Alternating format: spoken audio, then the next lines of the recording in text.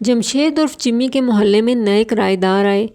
لوگوں سے پتہ چلا کہ کوئی انجینئر صاحب ہیں، ان کے 2 بچے تھے، ایک زین اور دوسری ماریہ۔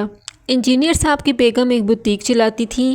نئے محلے میں آئے ان کو 10 دن سے زیادہ ہو چکے تھے، مگر وہ کسی سے ملے جلے ہی نہیں۔ صبح سویرے انجینئر صاحب اپنے آفس چلے جاتے، پھر 2 گھنٹے کے بعد ان کی بیگم تیار شیار ہو کر بوتیک چلی جاتی۔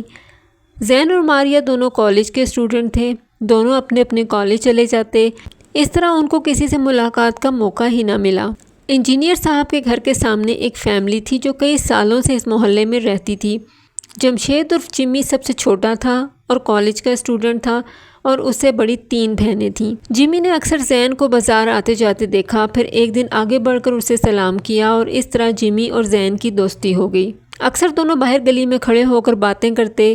وقت گزرتا گیا، دونوں کی دوستی گہری ہوتی چلی گئی۔ اب اکثر زین جمی کے گھر جاتا تو اس کی بہنیں اسے اندر بلا لیتیں، اور اسی طرح جمی بھی زین کے گھر جاتا تو وہ اسے اندر بٹھا لیتا، اور کئی گھنٹے دونوں ایک ساتھ گزارتے۔ ایک دن جمی زین کے گھر گیا تو زین کی بہن نے دروازہ کھولا۔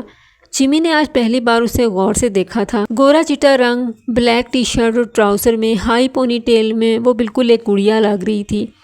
جمی کا دل دھڑکا اور گھبرائی ہوئی آواز میں زین کا پوچھا۔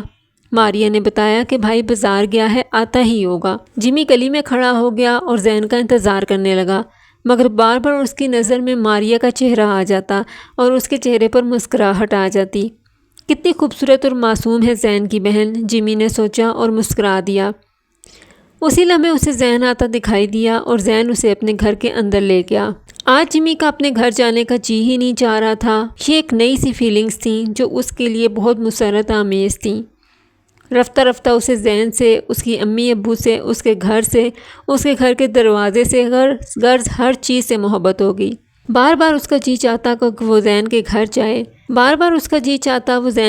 جائے، بیل دے اور ماریہ کی ایک جھلک دیکھنے کو مل جائے۔ اسی طرح زین بھی اکثر جمی کے گھر ہی نظر آتا، کیونکہ جمی کی بہنیں بڑی تھیں اور وہ زین کے ساتھ بے تکلف ہوتی تھیں، اس سے باتیں کرتیں، اس کے ساتھ ہنسی مذاق کرتیں اور بالکل اسے گھر کے فرد کی طرح سمجھتیں۔ اکثر